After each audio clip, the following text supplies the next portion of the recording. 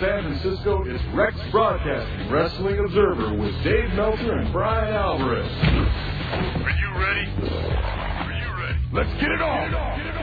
How's it going, everybody? This is Dave Meltzer, and we're going to be here for the next 2 hours talking pro wrestling. Brian Alvarez is wrestling tonight, so I don't know if he'll be joining us. I think it's going to be pretty difficult. He may call in for a couple minutes, but we got a pretty big show tonight. Of course, we got Jeff Jarrett, who's going to be on at about 5:45 Pacific Time, 8:45 Eastern, the world champion of the NWA, as well as the president, or I think he's the president of NWA TNA, but he's one of the majority shareholders.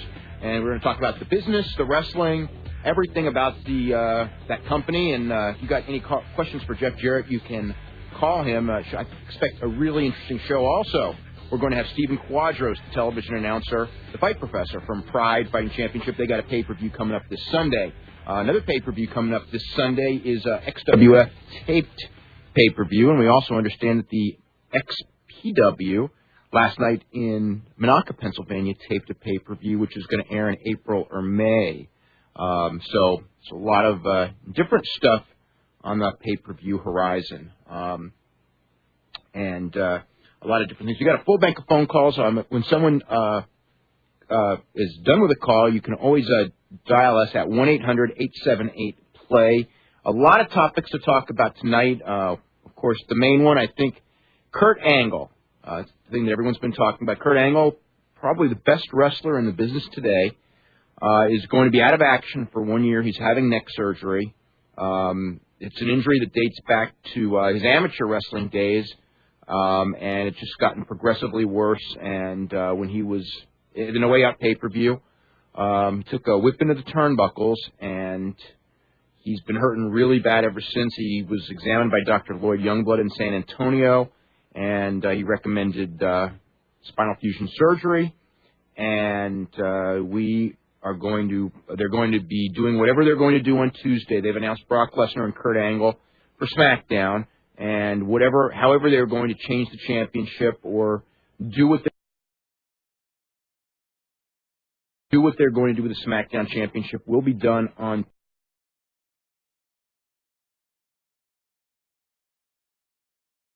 on Tuesday. And by Tuesday, they have to come up with their plan for WrestleMania. I know there's a lot of different ideas that have been batted around. We can, in fact, talk about ideas for WrestleMania. Of course, WWE very hard hit with injuries, with Randy Orton, Dave Bautista, out for 1 year as well.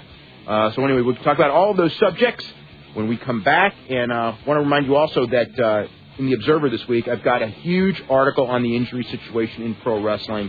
We look at it from every different standpoint that I could come up with and I talked to every big name in this business. It seems like, not quite, but it sure seems like in the last couple of days talking about the situation. So anyway, we'll be back with more right after this. You're listening to Wrestling Observer Live on the Sports Byline Radio Network. Okay, welcome back to Wrestling Observer Live. I'm Dave Meltzer, editor of the Wrestling Observer newsletter. We're here every Sunday night from 8 to 10 Eastern Time, 5 to 7 Pacific Time, with all the news on professional wrestling. You know, Ira, our producer, before the show mentioned something to me. They're doing, I guess, a year-long samurai drama. It's Japanese television that actually airs here in the Bay Area, and he noted that it's on. They're doing a drama, I guess, all year on Musashi Miyamoto, who's actually a famous, I guess, Japanese, what are they called? Samurai warrior. But anyway, one of the actors playing that in that series that aired over the weekend was Keiji Muto. So that was kind of interesting. It's on NHK in Japan, and it can be seen on Japanese TV on satellite. A lot of the satellite systems pick up NHK, which carries no professional wrestling, by the way. So I think it's the one network in Japan that never has wrestling, and it's the one that's available in the United States. So that's how it goes. See, a couple of other things to talk about. Bill Goldberg's situation. We have a lot of calls about that already, so we'll get into that. But he is closer than ever to signing with WWE, and we will, as far as being, I don't expect him in a match at WrestleMania. Would not shock me to see him at WrestleMania. If they can sign him by WrestleMania, I'm sure if he can sign him by if he signed by WrestleMania, I'm sure he's going to make an appearance on that show. WrestleMania is just 2 weeks away at Safeco Field, 3 weeks away, I should say. And of course, Hulk Hogan and Vince McMahon and The Rock and Stone Cold Steve Austin are the top matches. We're going to start with Ed in San Antonio. Ed, what's going on? Hey, Dave. What I'd like to talk about is a program that I've really been enjoying the last couple of weeks is the interaction between The Rock and the Hurricane backstage. Yeah, I think that everybody's liking that, and I think that that's going to continue as long as Rock is on TV every week. Do you think that it could lead up to maybe Rock even doing a job for the Hurricane, or do you think doing a job when you're in the main event at WrestleMania to you know what I mean? I don't know if they're going to do that. have Stone Cold help Hurricane out, get a screw job win? You know, that's possible. That's possible. I think Rock maybe even wants to do that. We'll see. Uh-huh. Yeah, it's possible. But you see, I see that that's what's going to happen Monday with Booker T. And I wouldn't want to do the same thing, the next week as well. You know what I mean? Yeah, that's. I mean, because I figured that Stone Cold, they got to do something to set up Stone Cold and The Rock on I think on Monday, because they got to have that match officially announced by the end of the show tomorrow night. And Booker T to me has to win that match since he's facing Triple H, because if he loses, he's just going to look like too weak of a challenger. Yeah. Okay. And another question I have for you is on SmackDown. They're out their top heel and they're out one of their top faces. Who can we look that's going to maybe move over from Raw to fill the void? Are they looking at maybe Austin, Goldberg? I mean, Austin's been talked about going over there, but I don't know. It's not obviously not going to happen in the next couple of weeks. Goldberg, I don't know. I don't know which side that they're going to put Goldberg on. I think that you're going to see, for better or for worse, more focus on Undertaker, and I think that Chris Benoit and John Cena are going to get a chance, to carry the ball because they have to give some people a chance, and I think those are the two guys, and maybe Rhino. Yeah, I think John Cena's been really good on his promos. Is he really hurt, or is that just part of... No, because he's wrestling at all the house shows. That's just a TV angle. It's so weird because they like when they injured Trish Stratus, they kept her off on the Raw side for that reason. Uh-huh. But on the SmackDown side, they injured Cena, but they have him work all the house shows, without even selling an injury. So it's like very weird. Okay, and they decided who's going to take Angle's place?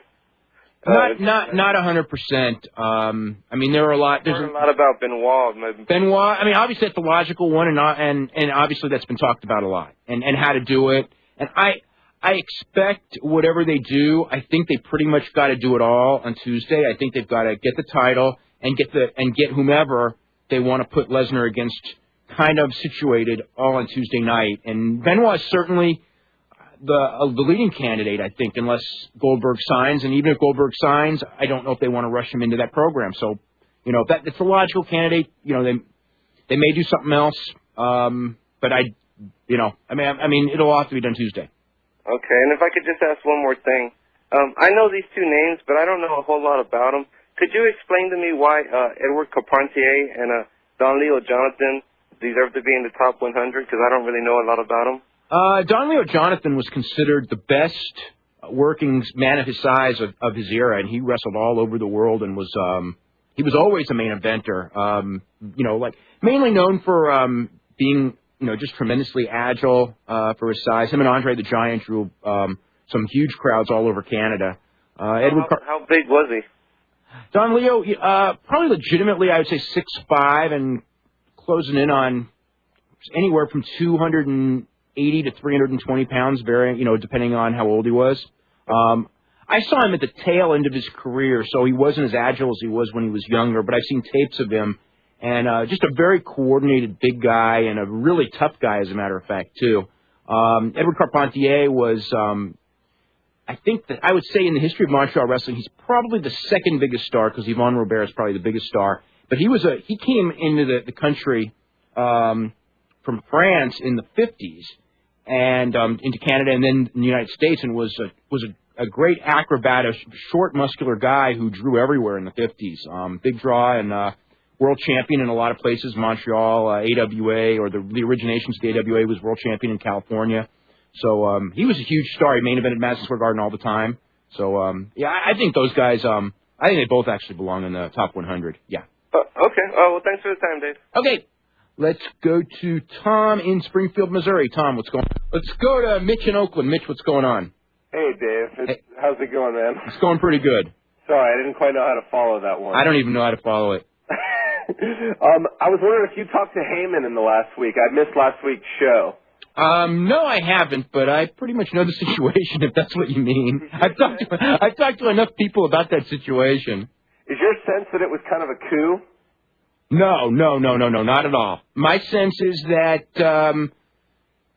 Vince got tired of fighting with him over direction. Vince has his direction, has his ideas, and Paul has his feel and ideas about wrestling, and they've been fighting it out all the time. And Vince has, with WrestleMania, Vince had his direction, and that's the way they were going to go. And I think both got tired of fighting the other, and it just happened like that. Do you know what Heyman's booking ideas were?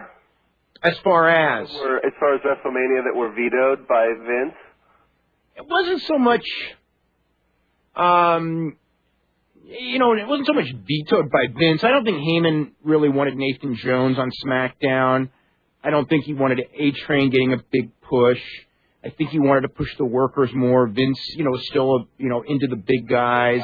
Right. It's all the stuff that you would think it would be. There's no big mystery. I think that, Paul is a game player, and Vince got tired of that, and a lot of people got tired of that, and I don't know that they respected his, what he had done for SmackDown maybe as much as they should have. Right, because, you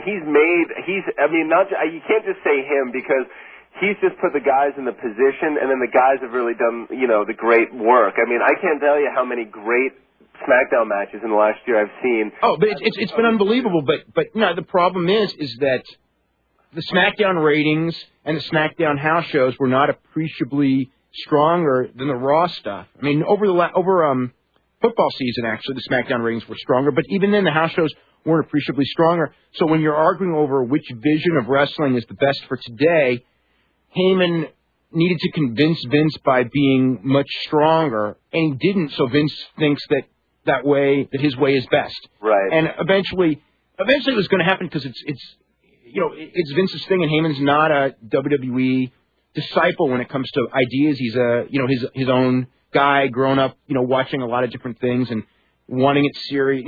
Not to say no comedy, but the top feuds to be that real serious stuff, and Vince wants it a little more lighthearted. And there's no saying who's right or wrong. And when things are not doing so well, you've got to, really show your stuff, and I guess he didn't convince Vince, and Vince got tired of the deal. Do you think we'll be seeing Raw at the Stockton Convention Center again anytime soon? You need a show in Stockton? Yeah, well, no, remember, the last time, basically, before WWE blew up, what I'm saying is that I see it really going... Oh, you mean like Raw's at the Stockton Civic Auditorium, like I went to in, 95? Vader Splash. I was at that show, yeah.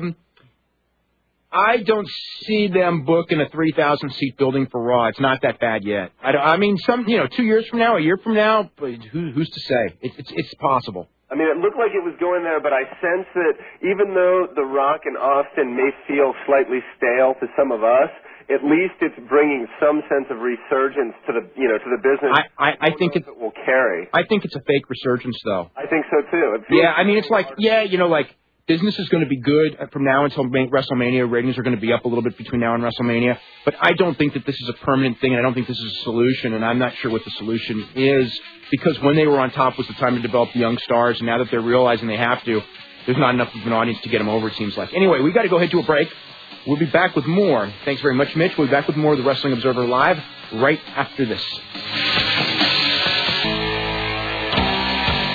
Okay, welcome back to Wrestling Observer Live. I'm Dave Meltzer, editor of the Wrestling Observer newsletter. We're here every Sunday night, and if you're interested in information on how to subscribe to the Wrestling Observer newsletter or Figure 4 Weekly, which Brian Alvarez, who's our co-host, he's not here tonight because he's at wrestling tonight, does every week, you can go to www.wrestlingobserver.com. We have news updates, most up-to-date news. We do that every morning, and also information on the latest issue. And like I said, this issue is going to be a big one. We got a lot on injuries in wrestling, a lot of interesting stuff there. I think I'm going to maybe do something on the history of the WWF title as well.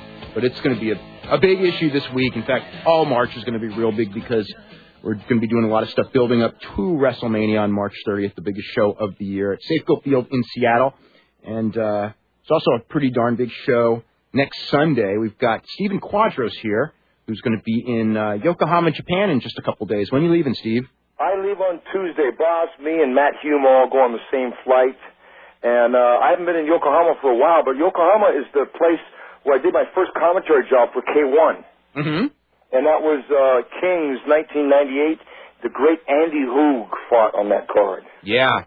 Now, what do you know anything more about, I guess, what's going on with Pride? I mean, every week there's a new rumor. Is there anything settled as far as, I mean, we know there's a show, and there's actually quite a good show, which we're going to talk about in just a second, coming up on Sunday. And it'll be on pay-per-view, same-day pay-per-view in the United States on DirecTV. For instance, there was a guy the other day came up to me and he said, "Hey, I hear Antonio Inoki died." Uh-oh. I said, "Where did you hear that?" And he says, "There's a rumor floating all around." I said, "Well, actually, the head of Dream Stage passed away, but Inoki didn't." You know what? The rumor's getting kind of a little... Oh, my God, you know what? Shortly thereafter, Morishita died, someone called me up who and actually said, "We heard Antonio Inoki died." It was the same thing because they got it confused with Morishita. Yeah, you hear that he died.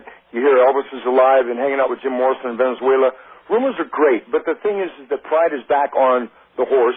It's got a great show coming up here. We've got 2 tournaments coming up. As far as I know, the rumors are just that, rumors. I haven't heard anything about closing shop.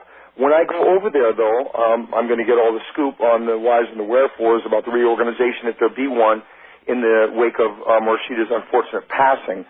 But this show coming up... Dave, you know, this is going to rock.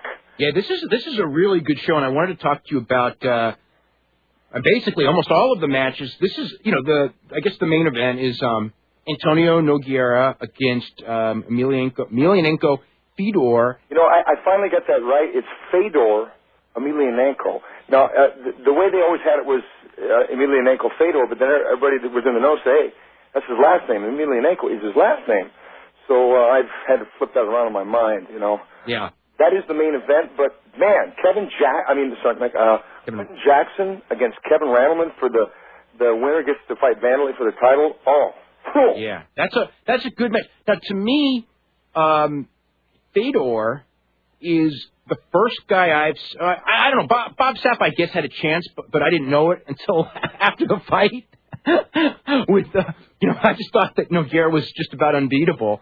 But Fedor, the way they match up, he's got a really good chance because I think he's a better takedown guy. And as we saw with the Heath Herring fight, he can hurt you on the ground. But then again, who wants to be on the ground with Nogueira because he's the submission master at heavyweight. Well, one thing that I pointed out to a really good friend of mine who's the editor of a very well-known publication here in the United States is that Fedor has diversified the technique called ground and pound. Usually when people ground and pound, they get in one position and deliver punches from that one position. This guy is constantly changing position, then bam, he'll crack you one. And I'm not talking about a little tiny Mickey Mouse punch. This guy it's like the guy, he's from Ukraine, punches like Igor Vovchanchyn, but takes people down like old Mark Coleman and Kevin Randleman. And he's good at submissions too. Nogueira has got to be at the top of his game for this fight because Bob Sapp is a big, giant guy, but it's not the size of the ship, it's the motion of the ocean. And Fedor Emelianenko, even though he looks a little smaller, he's still tipping in about 225, 230, and he's going to be ready. And this will be the true heavyweight championship of mixed martial arts because look at what these guys have done individually. Fedor trashed Heath Herring, the guy who beat Mark Kerr and choked out Tom Erickson, where, come on. Yeah. Antonio Nogueira, he beat every big guy, cleaned out the freaking division practically. Now, we were talking, you brought up the Quentin Jackson-Kevin Randleman match, and that is an interesting one. And I want to get your take on this, because when we've seen Quentin Jackson, okay, I mean, first of all, he's beaten people like Cyril Beatty twice in K1 that, by all rights, he had no business beating, but he beat him twice. So I guess he did have a business beating, especially the second time when it's on a decision, they went the distance. It wasn't like it was lucky getting the first punch in when the guy wasn't, whatever happened in the first fight. But he has these great high-angle takedowns, these big slams, yet Kevin Randleman is, pretty much a world-class wrestler. Who's going to be able to who's the guy who's going to take the other one down? Well, I think when you get two wrestlers in the ring like that, they usually shut each other down, and they don't go for takedowns.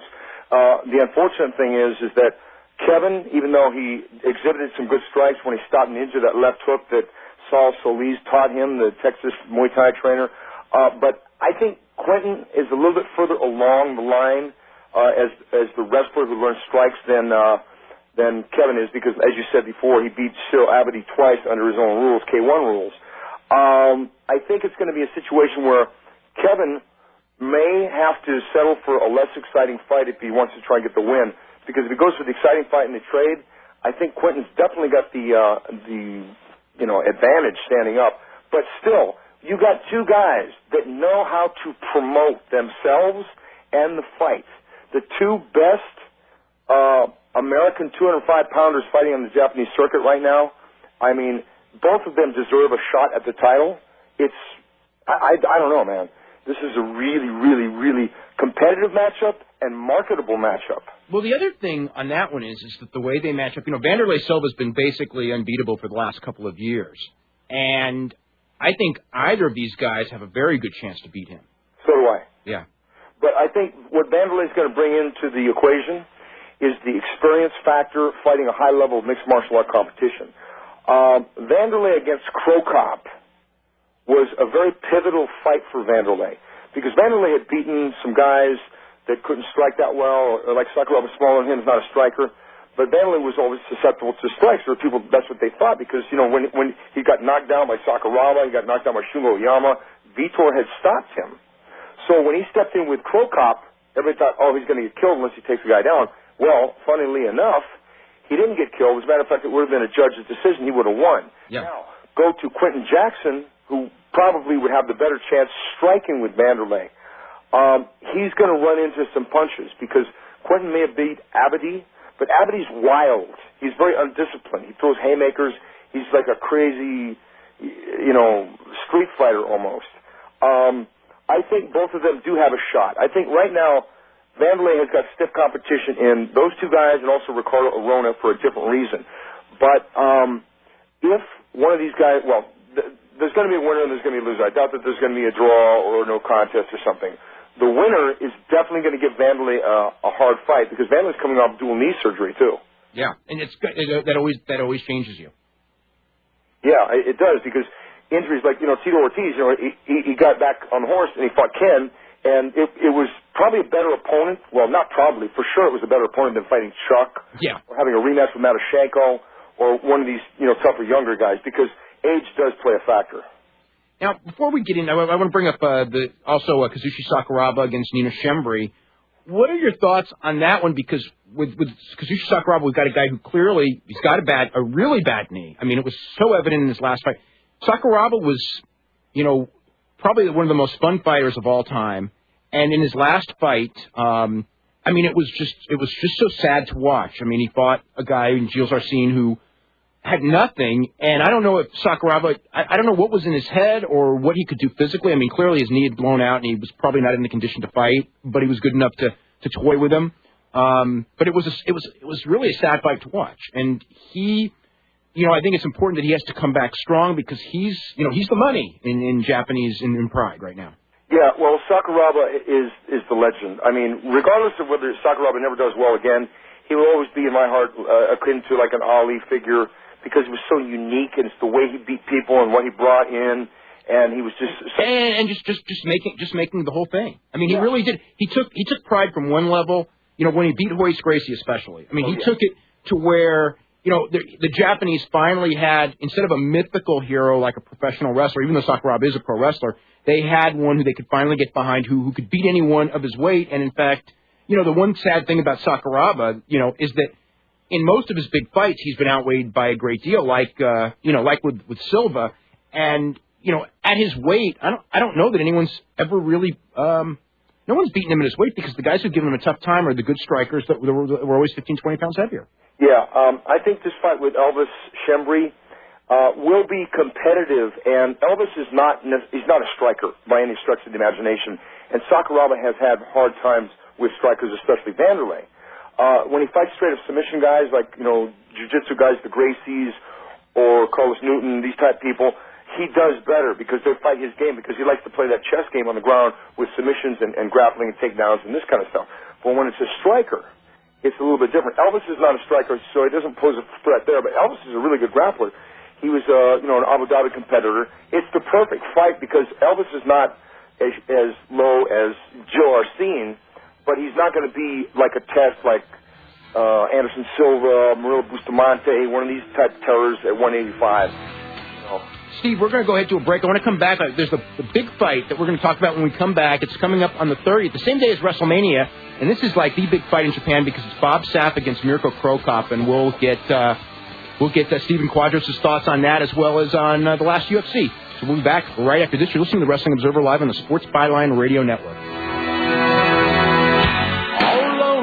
Observer Live, I'm Dave Meltzer, editor of the Wrestling Observer newsletter. Of course, Brian Alvarez is wrestling tonight, so he is not with us. But we have Stephen Quadros, the fight professor, who, along with Bas Rutten, who are actually considered one of the great announce teams among our readers. Boy, I tell you what, when I think it's Brian Alvarez's favorite announce team is Bas Rutten and Mike Coughlin as well. I mean, in the reviews of the Pride on our website, he's been going through the early Pride. Every week we do Pride from number 1. I think we're at the 5th week, and he just pulls out all these quotes from the DVDs of the early Pride, of the stuff that Boss says, and it's just tremendous stuff. But yeah, he's great to work with because he and I are two really sick individuals, even though we dress up in our suits and smile and wave at the audience. I kind of like, I say certain things that activate him that people, you don't even notice. Like the thing with O'Hara when he was fighting Randleman. I said, Boss, knowing that I could just say that O'Hara was really, really terrible, I said, Boss, just where do O'Hara's skills stand with the rest of the mixed martial art world? And he says, at the bottom. Give it to him on the silver platter because that's what a good play-by-play guy does. He sets up his running back, he sets up his wide receiver, and then he throws the ball right to him, and Boss is so funny. Yeah. It's got a natural charm and everything. Well, on the 30th in Japan at Saitama Super Arena, to me, this is one of the... I've been following K1 since it started. I've been following Pride since it started. I've been following professional wrestling since I was born, it seems like.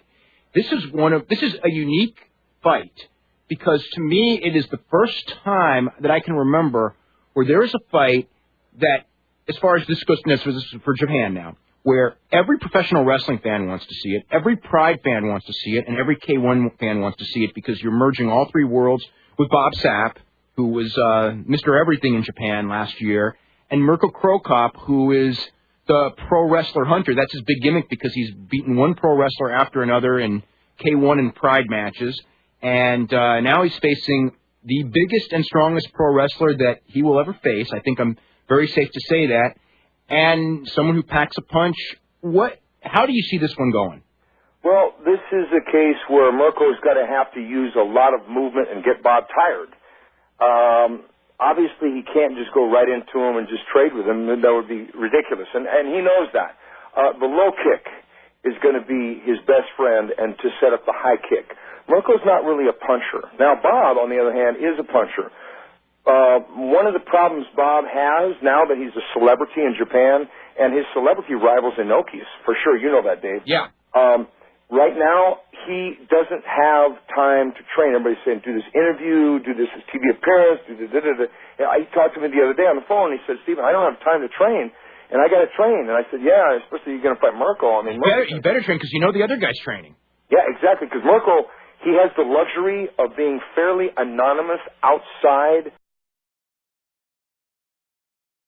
as compared to Bob Sapp. When Bob Sapp steps out of a taxi cab, there's no mistake. It's Bob Sapp. Because he's the only guy that big with that kind of charisma. Where Mirko, he could wear a trench coat and a mustache. You're going to know it's Bob Sapp. Yeah. Well, so training has been a problem as far as in being able to get away and get back to the mountains to train. And for this fight, he's going to have to. I see the leg kick and I see the stamina. Now, if it was under Pride rules, I think that Bob Sapp would probably win. But I think under K1 rules, you're taking away Bob's best weapon, which is just to smother him and get him off his feet. Well, here's the situation. If you look at what Bob Sapp did to Hoos twice, you think, well, he beat the greatest fighter in K1 history, Ernesto Hoos, twice by knockout. But Mirko, I don't know how he's training. And usually I wait for my predictions because if I'm going to commentate on the show, I talk to the fighters and get into their head. Then I make my predictions because injuries, the guy is girlfriend could have broke up with him. He could have cat died or something. He could be in a bad space. But in this one, Mirko cannot afford to get hit even with a little nicking side punch. I mean, he's got to stay out of range, and it's going to be like 1,000 low kicks. Trust me, he's going to be throwing a low kick. There's a rumor going around that a renowned Dutchman, who's a very big star, was in mixed martial arts, really funny, charismatic individual, maybe helping Bob Sapp deal with the low kicks. Really? Yes. Oh, that's very interesting. That's a rumor. See, you like rumors, because remember at the beginning of the what about rumors? Oh, yeah. But that's actually a rumor that may be fairly credible. I mean, I know usually rumors generally aren't credible, but that may, because Bob Sapp's going to need somebody with the guidance to deal with the left kick, because Mirko is a southpaw. Yeah. And I think it's going to be a great fight, and K1 needs it. I look forward to, seeing what's going to happen with that one. Now, coming off of, did you see the UFC? Yes, I did. What, that was an interesting show. To me, where, again with this show, and even more with the next show, where UFC, and this is one of the things that they have the advantage. When I see Japan, they have these big shows that do these big ratings, but what a lot of people don't know is there are weekly television shows that build these things up week in and week out, and that's why they're such a popular deal. And here in the United States, we don't have that build-up television show. And I think it's kind of sad because, I'm a big fan of interviews, obviously, from pro wrestling background. And Matt Lindland, his interviews that I read were just hilarious. And Phil Baroni's a very charismatic guy. And if they had television to build up that fight was a pretty big fight anyway, but it would have been even bigger. Now, when we go on the next show, Matt Hughes and Sean Shirk, this is something different because now you've got literally, except for the super, super hardcore fans, nobody knows Sean Shirk. And that's going to be a tough sell. Yes, it will, because Baroni and Lindland, that was a great, great build-up. And as you said, it's too bad that they didn't invest the time and money or whatever in the Fox Sports West 2 thing to build that fight, because that could have really put over new guys. Because if you put all your eggs in one basket, whether it be Tito or whoever, the guy you're concentrating all your energies on, you leave these other guys. You got a Baroni and a Lindland. Man, to be honest, I would like to see down the road, I know that Lindland said 2 strikes and you're out, but it wasn't that dominating of a performance, and Baroni came back a little bit in the second. I want to see a third fight between those guys, but I want to see one of those guys have the title and for it to be the title. If Murillo steps out of the UFC, then obviously Lindland is going to have to fight somebody to win the title. But Lindland's going to have a hard time beating Murillo. I mean, he didn't do well the first time. Murillo is the best guy, but the Shirk versus Hughes fight, you're right, because both those guys are soft-spoken, corn-fed guys. Yeah. And there's no Tank Abbott, Ken Shamrock. Those guys know how to promote. Baroni knew how to promote, and for some reason, he kind of made a star out of Matt Lindland. Well, Matt Lindland came back. Exactly. He discovered something about himself that, hey, I know how to promote. I know how to do a promo. Exactly. Yeah. And that, to me, was a very exciting fight. I like both fighters. They're both great, and they both thought it was one of the better fights in a while in the UFC as far as competition and things, but the promo was the thing. And Dave, you're a pro wrestling guy. You understand about this. People know when a promo is fake. They know when a guy's rehearsing his lines and saying the same thing over and over again, and it's kind of fake. But if you get a guy like a Tank, who, if people didn't care whether he won or lost, did you notice that? Yeah. When he walked out of the ring, everybody cheered him. Yeah. And he couldn't have lost any worse. Right. He got tapped out. He didn't even land a punch on Frank Mir. Yeah. And Frank Mir is now was he going to face Tim Sylvia? I don't know. Now, what did you think Tim Sylvia had a chance? Because it's funny. One of my best friends went down to a casino in Vegas right before, and he was asking me about betting on that thing. And I told him, do not bet on that main event because, and the reason I say that was because it was like 5-1 odds, and I go, do not bet on that main event at 5-1 odds because he's got a hell of a lot better chance than that. Yeah. But I did not. But saying that, I didn't expect him to win at all. I did not expect Sylvia to win either, but it was mainly because of my own ignorance of what he had done. Now, I knew of his record, but I thought, well, Rico's going to take this guy down. I mean, this guy knocks people out. He's a stand-up fighter, so he's going to get taken down, and Rico's going to submit him or ground and pound him. But then I talked to Milicic on the phone. Now, I said to Pat, but Pat, you're his trainer. Come on, you're going to say that no matter who it is. He said, no, Steven, this guy's going to beat Rico. And the way he said it to me, I thought, maybe, and then when I saw the program, because I wasn't there live, and I saw the interviews, and when I saw him in the ring, I said, uh-oh, this guy, this ain't fake. This guy is really in here, relaxed and evil, and as a matter of fact, he looked like a great big James Portman in the face. Yeah. But his body's more like Chuck Wepner type build. Yeah. But, dude, I mean, nobody in the UFC can stand up with that guy. Yeah. And he's not, and obviously he's not going to be easy to take down because Rico didn't come close, really. Oh, hell no. Yeah. That was so awesome because I think the logical good first defense for him would be Gan McGee, the guy that stopped Pedro. Yeah, two giants. Giants. Yeah. Because Frank Mir, I don't think they should put him in there yet because he's got to learn how to block punches because if he doesn't get a quick submission on Tim, as I said in this other interview, he may go from leading man to character actor. Yeah. Steven, we've got to wrap this up right now. I want to thank you very much and good luck on your trip, and I hope we have a great show. Yeah, Dave, it's always a pleasure. Tell Brian I'm sorry he wasn't there, and I'll talk to you guys when I get back. Okay, we're going to go take a phone call real quick. We're going to go to Dan in Chicago. We're going to have Jeff Jarrett up in just a second. Dan, what's going on? What's going on, Dave? How you doing? I'm doing pretty good. I got a couple of questions for you. How do you think, cause I mentioned this a couple of weeks ago about Sting, do you think with the injuries now that he has a better shot at going in there, WWE? Yeah, better. I think just because of they're weak on the depth with all of these guys getting hurt all at the same time. So, yeah. Do you think there's the negotiations now, or no? I think there's probably dialogue just because it makes sense that, they're exploring all their options. Right. I haven't heard anything as far as direct negotiations with Sting. I also haven't asked because the one that everyone's, curious about is Goldberg, who we know there's serious negotiations with and that they've got ideas for right now. The problem when bringing in all these guys now, when we're talking about, is all of these guys, because they have their money and they have their lives and they have their family, don't want to go on the road 200 days a year.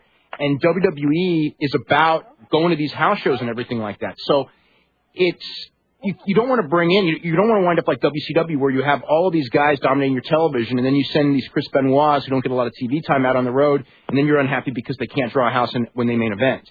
So they have to be careful not to bring in too many. I think bring in one at a time for a few weeks rather than let's bring everybody in now, if you know what I'm saying. Okay? I think that we've lost Dan.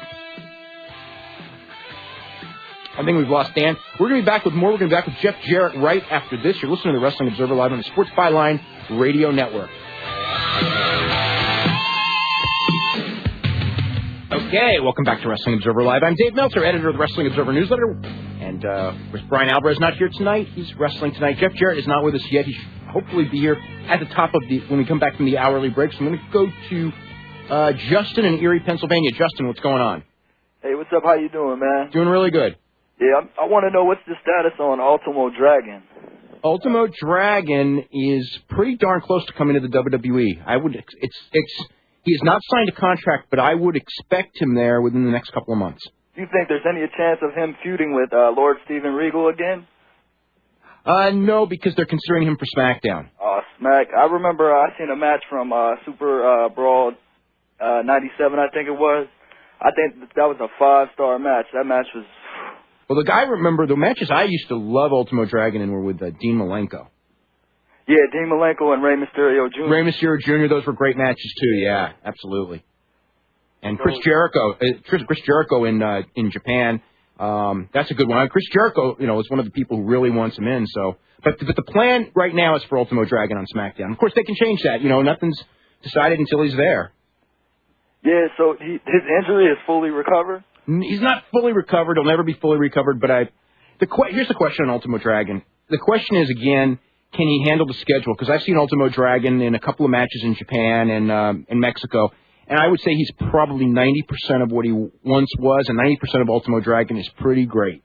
Okay. But whether he can do that 200 nights a year, no one knows, and I don't think he knows, and we're not going to find out. And again, so whether he'll make it or not, I think depends on his ability to hold up to the schedule. Ability-wise, he's certainly more than good enough to be on that roster. Do you think they're going to push him as a face or a heel?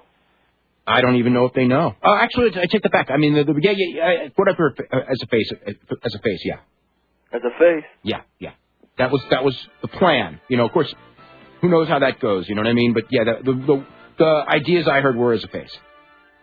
You think they're going to have him feud with Rey Mysterio Jr. or Tajiri? Tajiri, actually, is something that's been talked about. Oh, that's going to be a real good match. It'll be some good wrestling and, similar styles and everything.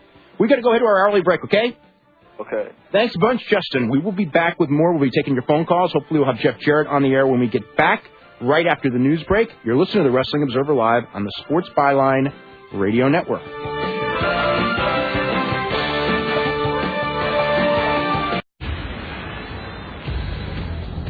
Welcome back to Hour 2 of the Wrestling Observer with Dave Meltzer and Brian Alvarez. Are you ready? Are you ready? Let's get it on!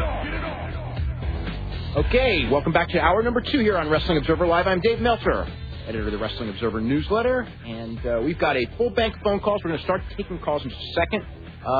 We'll see how the guest situation works out. We will have a guest either way in a couple of minutes. We're going to go to Alan in Deerfield Beach, Florida. Alan, how are you today?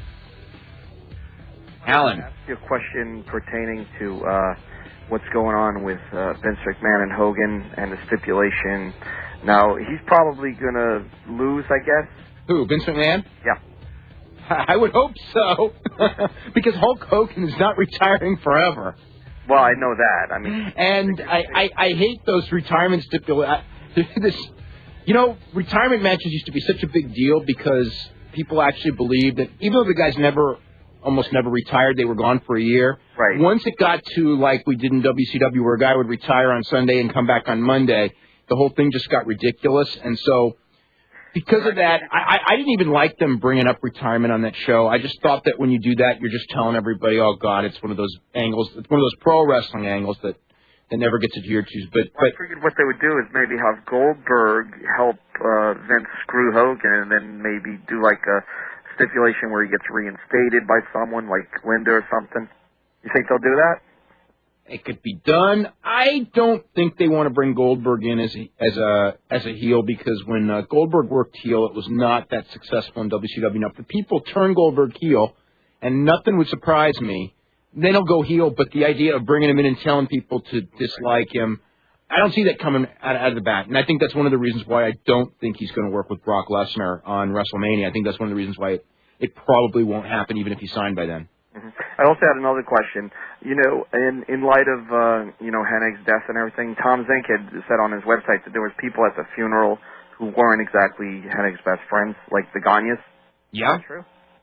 The Gagnes were no. They were certainly Greg and Kurt always had a rivalry. There's no doubt about that. And Vern and Larry never really got along. Is that true? That well? I don't know exactly. I know that Larry left, to start his own promotion because he knew that, Vern was never going to step aside. Right.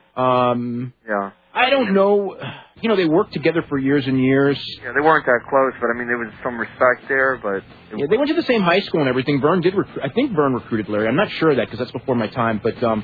Yeah, I don't know. I know that when Kurt passed away, there were some people who thought that, Vern and Greg were not as nice in the comments as they could have been. But, I think that Greg was kind of telling the truth, too. Because, Kurt probably did have a tough time with all those amateur wrestlers at first, because, he wasn't a great amateur wrestler.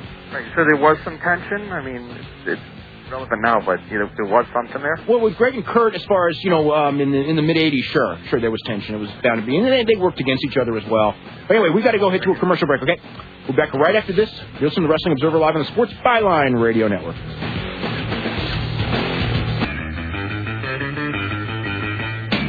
Okay, welcome back to Wrestling Observer Live. I'm Dave Meltzer, editor of the Wrestling Observer newsletter, and we're going to go back to the line here. We're going to go to John in Chicago. John, what's going on? Hey, Dave.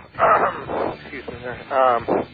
I just wanted to hit on a couple things that happened this week. First of all... A lot happened this week, boy. Yeah. First of all... The Kurt Angle thing, yeah. Were you laughing as I was when I was watching SmackDown with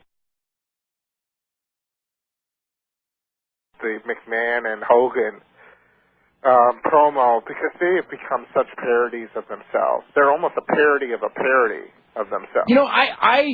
It's a funny thing because I watched that promo and so much went through my head because it was like, I've watched those two guys for 20 years now. Actually, for Vince for 30, but Hogan for over 20. And their rise, to power in the 80s and everything.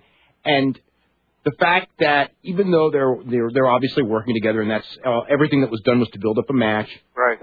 What they were saying was, in essence, a lot of true frustrations that the two of them have, which made for a fascinating interview. I loved the interview, but there was something about it when it was over. Do you want to see the match? And when it was over, I didn't want to see the match. No, I didn't want to see the match either. I think maybe I'm scared of the match, but I didn't want to see the match. The sad thing is, if Hogan were to lose this match, it's like, if you're like the normal fan, you're like, well, Shane beat his father, Hogan can't beat his father. I cannot imagine Vince winning that match. Then again, stranger things have happened in wrestling, but it's WrestleMania and Hogan's Babe Ruth, and I just don't see it happening any other way. But I mean, some of that stuff when they were talking about the trial and everything, it was interesting to hear. That's true. Yeah. The other two things. First of all, it's with this Triple H, is it racist or is it not racist promo? I've just turned off totally on seeing this guy on TV because it just for them on their website to like defend that promo and say, well, we didn't use the N-word, like they would use in the past or anything like that. They never used that word in the past, as far as I can recall in wrestling. Maybe way back in the old days. But they cited an example with Ron Simmons and Vader, where Harley Race used it.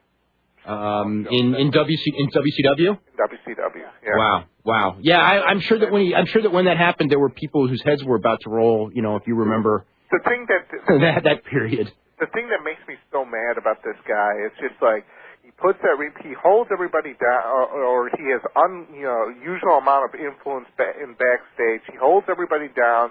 He's not the worker he used to be, and now he's involved in these promos or these skits or these angles, especially coming after the Katie Vick, disgrace.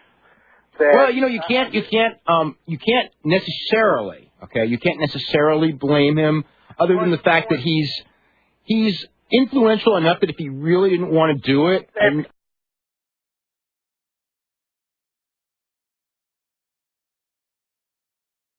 you have to overlook weaknesses and look at strengths, because right now there's not a whole big depth of people for him to face, and he's got to be building them up rather than saying, hey, this is why they're not on my level. Hey, you better have someone on your level because you need someone to draw with, because the Steiner thing is over and now you need somebody else. And who knows? Who knows? One wrong step one way, or his problems with his legs, he could be out of the scene as well. Yeah. John, we got to get running, okay? Okay. I want to get to Jeremy Borash. Jeremy. Hey, Dave. How you doing? I'm doing pretty good. What's going on? Well, en route trying to wake up the world champ, who is, I think we're resting after a hard week. We've had a rough one, but I'm going to try and still see if we can get Jeff Jarrett on here in the program. But until that time, I am not a world champion, but I'll hopefully suffice. Okay. Jeremy, TNA has been around now for 8 months. I was going to ask Jeff this, but since you're very, you're living and breathing this thing as much as anybody. And, you've traveled with Jeff a lot. You traveled to the boxing matches with him the last couple of weeks and everything like that, watching different products. What would you say are the biggest lessons that you guys have learned as far as wrestling?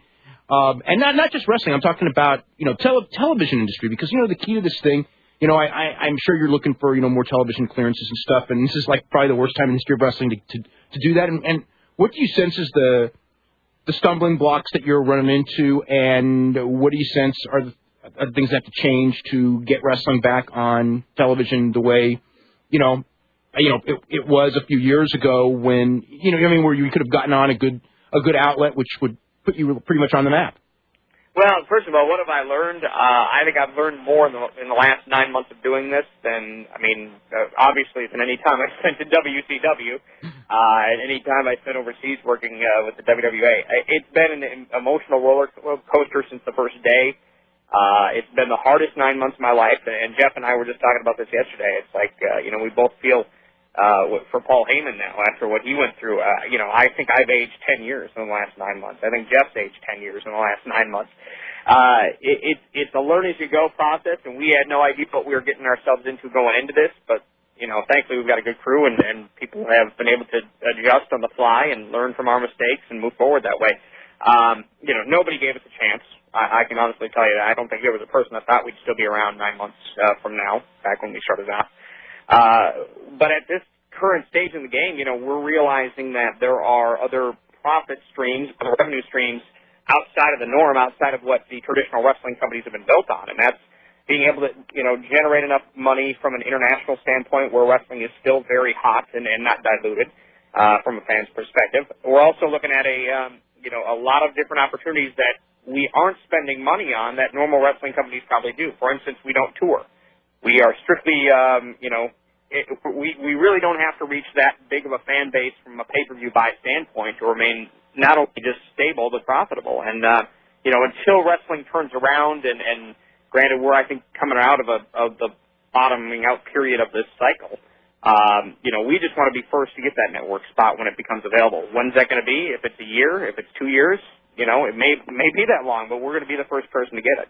Now, the first company at least. What kind of, when you've been talking to different people, what's the feedback as far as television and wrestling? Because, you and I can sit here and cite, 30 years of history of the thing, being highly rated and less product on the air now, certainly less diversity of product on the air now than any time before, in the last 20 years.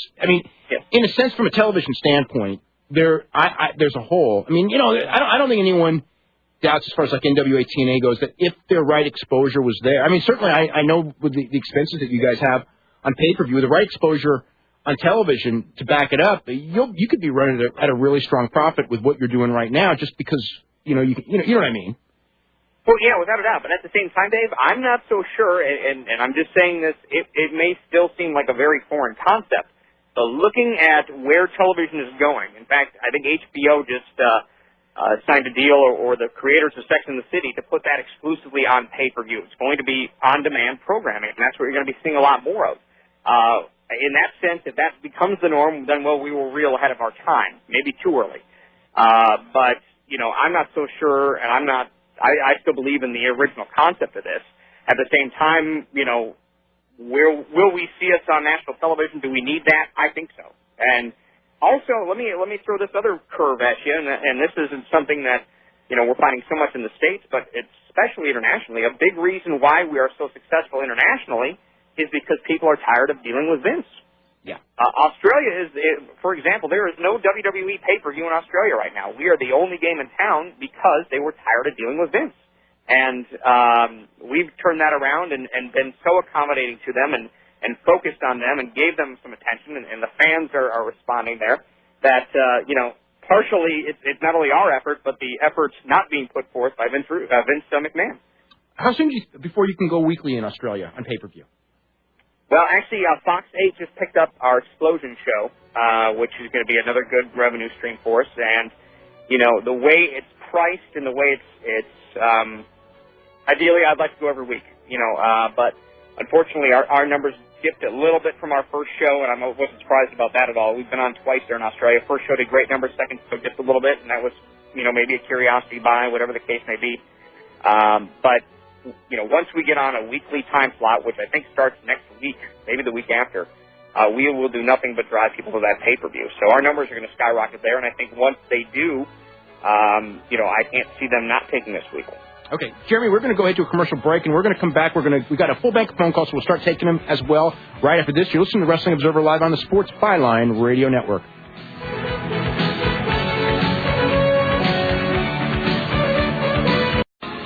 Okay, welcome back to the Wrestling Observer Live. I'm Dave Meltzer, editor of the Wrestling Observer newsletter. We're here with Jeremy Borash of NWA TNA, and we've got a full bank of phone calls. Want to remind everyone also, the latest in wrestling information, you can always go to www.wrestlingobserver.com, and there's information on how to get both Wrestling Observer newsletter and Figure 4 Weekly on the website. Figure 4 Weekly is funny as hell, and then Wrestling Observer newsletter crammed with all the latest wrestling news in detail from all over the world, and we got a huge story this week on the injury situation in wrestling. A lot of different comments on a lot of different things having to do with that situation. And as Jeremy, as you well know, most of the injuries in wrestling we never hear about.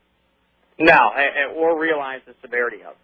I think that because the guys are in denial half the time, too. You're exactly right. They are.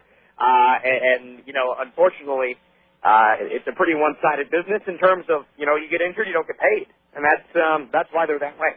Yeah. It's better now than, at least as far as WWE goes, it's better now than it has been at certain times historically in the past. Probably not as good as in WCW, but now you know, you were in WCW. And, I mean, I used to always hear this, and you know, every time somebody got hurt in WCW, I don't know if it was, you know, management, there was always the suspicion that they weren't really hurt, even when they had real knee surgery. And some of the guys probably weren't really. I don't want to say weren't really hurt. About half, at least half the injuries you saw there at the end weren't real. There you go, and you know. I know, and you just it's very convenient. And you know what? Well, I mean, I remember certain times when it seemed like everybody was getting injured, and you know, it was the times when the guys didn't want to be there. Well, yeah, that's why I always, you know, was a big. I was always appreciative of Jeff Jarrett. I mean, if you think of it, because he was always, you know, even in the worst of worst times, you know, he was the only main eventer that was still sticking around working and trying to make the company go. I mean, there was a time where Nash wasn't around, Goldberg wasn't around. I mean, there were so many guys that were sitting out for whatever reason, and you know, unfortunately, that led to a pretty, you know, stale period of creativity. But it was, it's still interesting to see how many people were actually not. But you know, not like today. And unfortunately, the injuries that are going on right now are very real and are taking some very good talent out of this business. Yeah. Now, you know, one of the things I always, you know, this is one of the saddest things about WCW going down is that, you know, in the 80s and stuff, when there were certain things in wrestling, I always thought, you know, it would really be great if these guys had guaranteed contracts and actually could get paid when hurt so they could recover from these injuries rather than continue to work. Because guys in the old days, because they had to, you know, I mean, they were tough guys. The guys now are tough guys too. But the point is, you know, people go, oh, you know, the guys now, you know, are getting surgery that a lot of the old timers went through. Well, that's because they had to, because they couldn't get paid any other way. And it's a blessing that a Kurt Angle, I mean, my God, if you understand the kind of pain, and, you know, no one's questioning Kurt, the kind of pain the guy must be in to go down now with WrestleMania 3 weeks away. You know, I mean, you know that there's no other alternative. Yet, I will also say that there are guys in that same situation in the past, because they weren't going to make any money, would have worked through it. But when that happened, and when, you know, there was so much abuse to that system, and it turned out to be a nightmare too. You know, it's unbelievable. It really did. You know, and then there's things that happen like, you know, there's a real human side of it. Take Sid, for instance. You know, Sid still, I mean, can't walk. Yeah. And, you know, and that's very, very sad. And that's a lot of times that's something I really didn't realize until I was, you know, as a fan, you hear the injuries, you don't realize the actual pain and emotional drama that these guys go through because of that. Sid's life will never be the same again because of that one match. Yeah. And you know, like better or for worse as far as Sid as a worker, you know, Sid was a guy who, you know, like was really, really obviously into training and things and into being, you know, somewhat athletic and everything. And it's like, man, he, you know, emotionally, you know, here's a guy who was a big wrestling star, and now he's in his early 40s, and I mean, you know, so much of what he once was taken away from him because, you know, that was as far as like injuries go, that was one of the sickest injuries I've seen though. Yeah, has to be. I was just and unnecessary. You know, you don't need a guy like that going off the second rope, but. You know, that's another thing too. I think from my perspective, seeing a very human side of this is a lot of these guys you travel on the road with, and they become your best friends. You know, imagine your best friend not being able to walk again, and it's, you know, it's kind of weird. It's definitely a very human side of it that I didn't realize until, you know, not as a fan certainly, but now I've got much more compassion for everything they go through. Let's go to Randy in Somerville, Tennessee. Randy, what's going on? Oh, Mr. Borash. Hey, Randy, how are you? Hey, how you doing? After the awesome match between Jerry Lynn and Super Crazy Wednesday night, are you starting the negotiations to bring him in? Yeah, I think you're going to see pretty much all the lucha talent that we've seen put up against Jerry Lynn. In fact, we've got I'd love to give it away this week, but we got some interesting things for Jerry this Wednesday. I will definitely tell you. But no one's allowed to know, which maybe we should talk about later too. But go ahead. Exactly. Definitely, you'll see Super Crazy and definitely see Hoobie again. Now, have you heard anything about Hoobie? Because Hoobie got hurt on I don't know how serious last night. Yeah, I heard something about that. I heard something. Yeah, I mean, I heard he hurt his knee in Pittsburgh, but I didn't hear, Actually, I just talked to a couple of guys that are coming back from that show, so they're going to, after I'm done here, I'm going to find out what the deal is. But, Okay. He wasn't scheduled to be on this week, but hopefully it's not going to be something that's going to be taking him out long term. He's really had a roller coaster 9 months, but I can't say enough about. He came out of it good though. The last month or so, I mean, every report I've gotten in the show that we saw, a week ago Wednesday, he looked great. Yeah, that's the good thing. You have a roller coaster ride, but I always like to see guys come out of it and end up being stronger than ever. That's what he is right now. Yeah. Anything else, Randy? Can I ask you a quick question, Dave? Of course. I hate to get off topic, but a couple weeks ago in the Observer, you wrote in the Raw report in the Battle Royal that Rock Hogan, for quote-unquote Hogan Booker T. Yeah. Do you think that was the case, or was that how the show was written to be like that? Or I think, to me, in that situation, because, see, Booker T, and we've talked about this earlier, Booker T needs a lot of help right now in that people, accept him at a certain level, but now he's got to be at a higher level because Triple H doesn't have any contenders on that roster with Steiner not making it. And, just with all the people going down, I mean, they've got to get, the key guys to me are, Benoit and Booker T got to get over. And to me, they got to, whether it's, the idea that, okay, he threw Rock out in the Battle Royal was good, but then the closing scene was, isn't Rock so cool? He waved at Booker T and all that. And it was like the closing scene was Rock. And I understand, Rock is a bigger superstar than Booker T, but Rock doesn't need to be protected. Rock's going to be a big superstar at WrestleMania no matter what happens. I think that they really should have ended that show with the spotlight on Booker T. And it reminded me of Hogan Warrior and when it happened, I didn't understand it, but 10 years later, I do understand it, and Hogan in his book as much as said it, that he understood it's not winning and losing, and a lot of people, will look at, well, this guy lost this match, so he's putting someone over. It's really putting someone over and giving them the spot.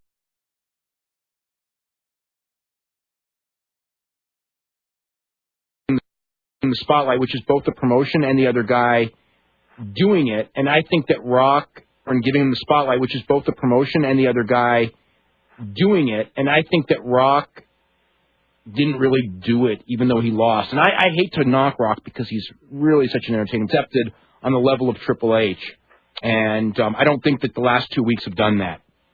Okay. Yeah, I understand. One more question. Mr. Borash, what in the world was Moondog Spot doing Wednesday night?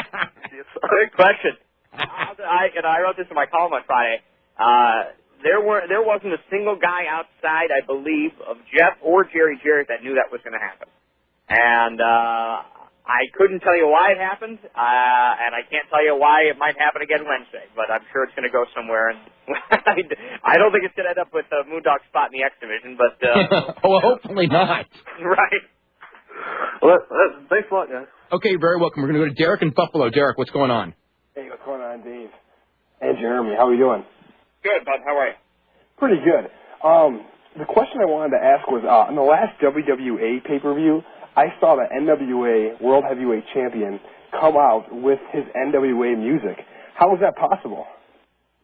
Well, that was the promotional. The same reason why I was there.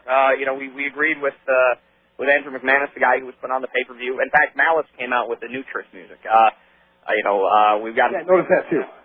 Yeah, and, we're just going to hopefully, there are unfortunately not enough big players right now in wrestling that I think the best thing for all of us to do, anybody who's got television, XWF, whoever it is, pool our resources together, and, we're open to share talent going back and forth, and thankfully that's what we did there. And I think it was good cross-promotion. I mean, I don't know how many people saw that pay-per-view, but, hopefully if anybody did, they were made aware of the situation with TNA. Now, what about Nathan Jones, though? How was he there? He was there. Yeah, that was... I know, but he's with WWE. I don't know how Vince would feel about that, I'm sure he didn't feel happy about it. I'm sure he didn't feel happy about it for a lot of reasons, but it was taped before he had signed with WWF. Okay, yeah. Or WWE. Job, too, so I was like, Yeah. Okay. Jeremy, what is anything up with WWA as far as future tours or future pay-per-views?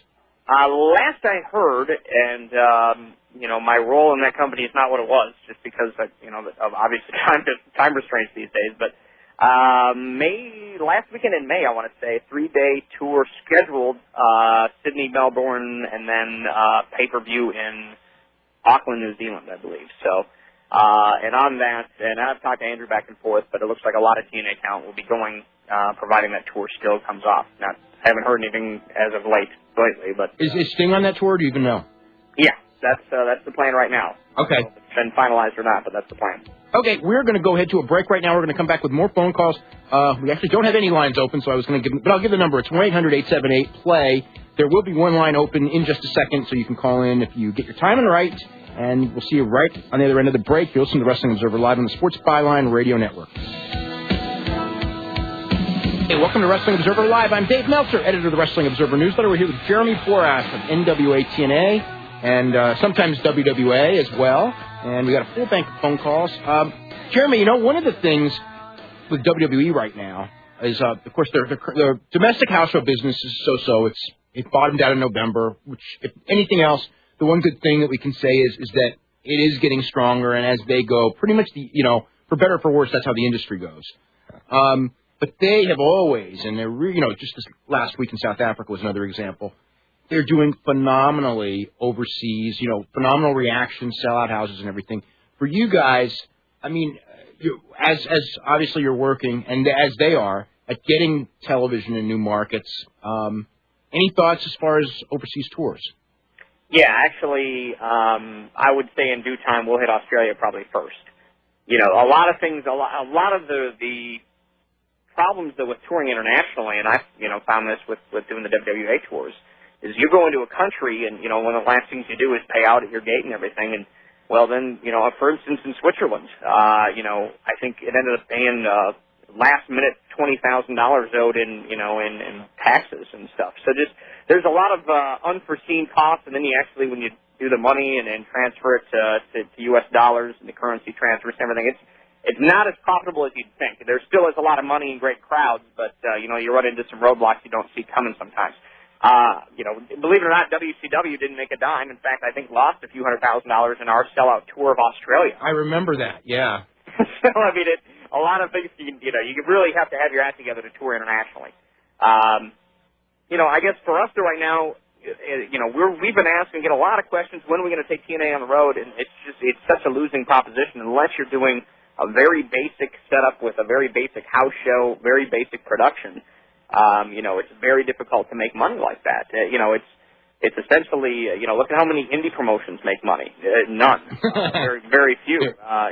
So we just want to be smart about it, and it's not about ego. We'd love to tour and probably, could do some decent numbers in some markets, but at the same time, that's not a risk we're ready to take yet, and I think that's just smart business. Let's go to Brian Oakley. Brian, what's going on? Hey, how you guys doing tonight? Doing really good.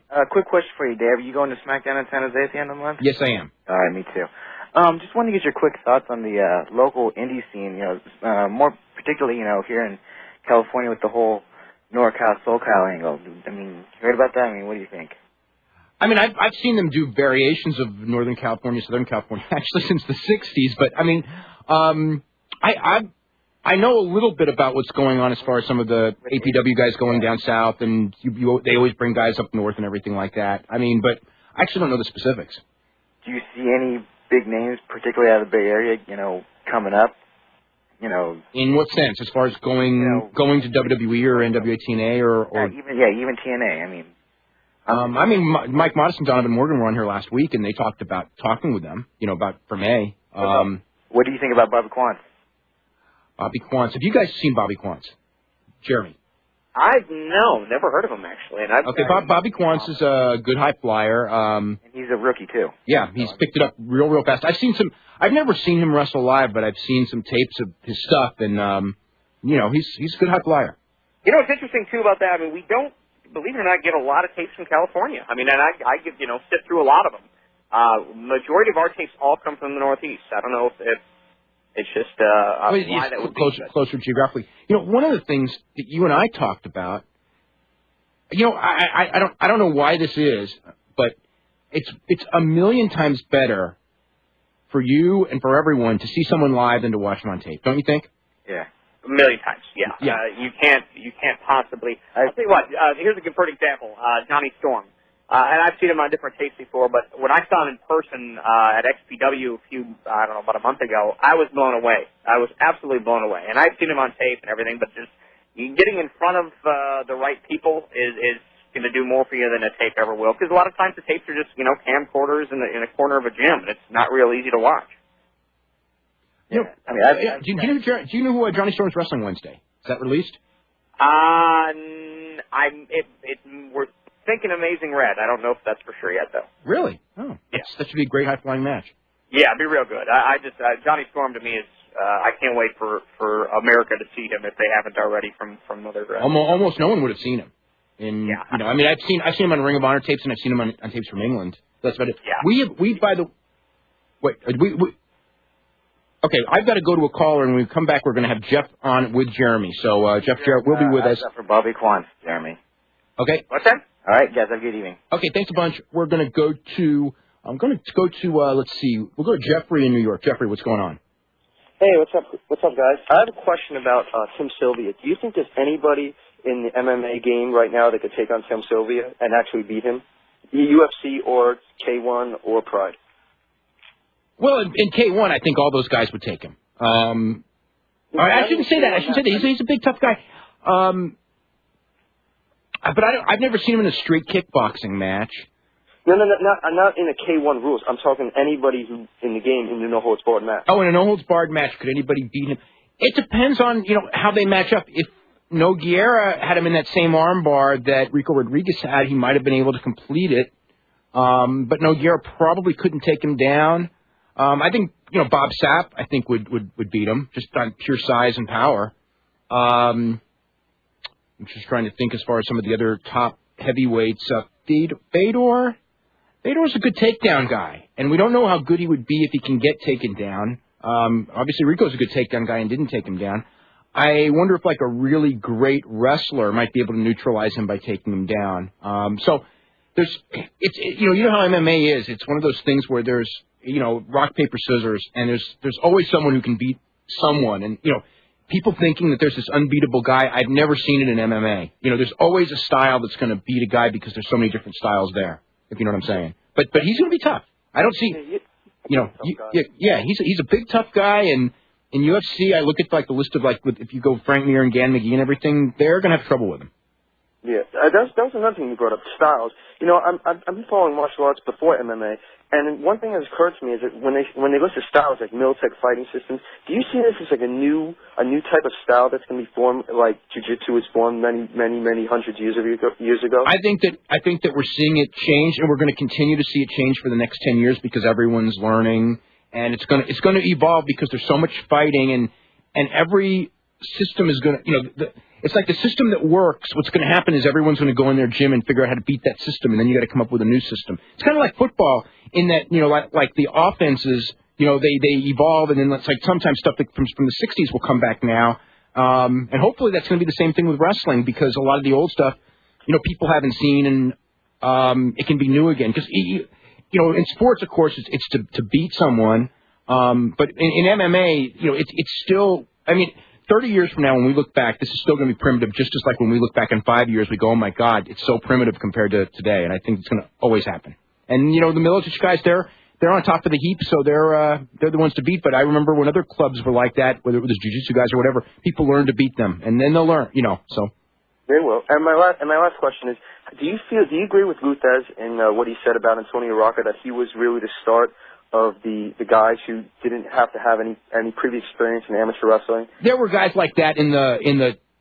Well, there were guys like that, but he was saying like he was the one that really, and he was the one that was like the big draw that really. But there were big draws going back long before Rocca, like Dano Mahoney and Gus Sonnenberg and people like that had no wrestling experience. It's always been about drawing, and there was probably more of an emphasis on realistic wrestling ability back then, but ultimately, it's still you got to make a profit at the end of the day. Okay, Jeff, we got to get going because I want to get Jarrett on the line. Jeff, what's going on? Dave, first of all, I apologize. I had a very pressing matter, and apologies go out. Okay, no problem. Jeff, got a lot of stuff to talk about, and not that much time. But I asked this to Jeremy, and I'll just say I'll come on next week if you guys want. Maybe in a couple of weeks, okay? Just because next week we're actually going to be doing a tape show. But okay, definitely, we'd love to have you.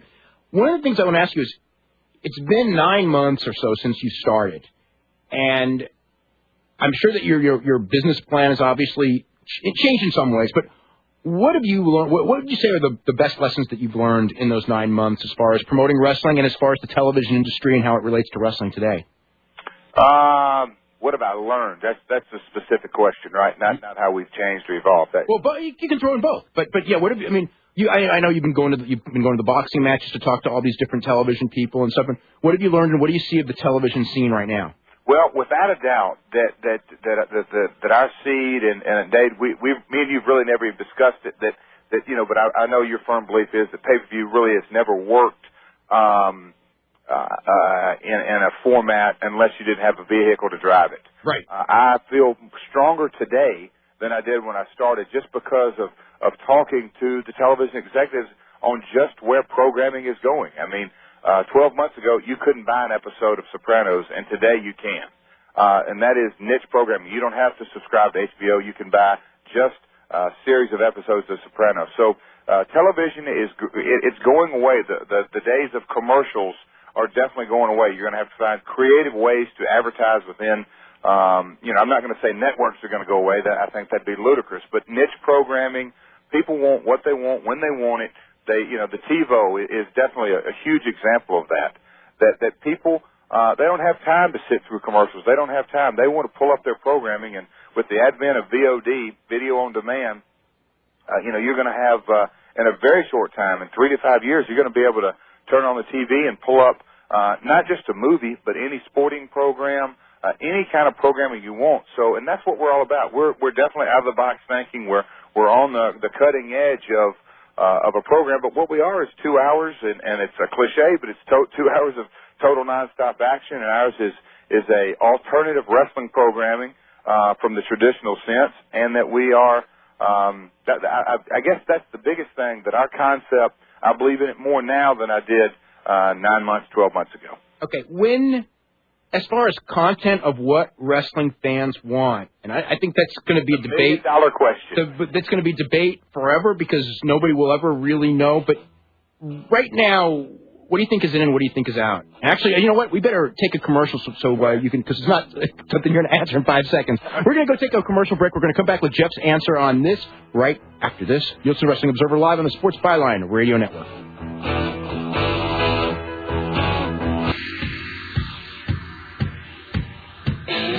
Okay, welcome back to Wrestling Observer Live. I'm Dave Meltzer, editor of the Wrestling Observer newsletter. We've got Jeff Jarrett and Jeremy Borash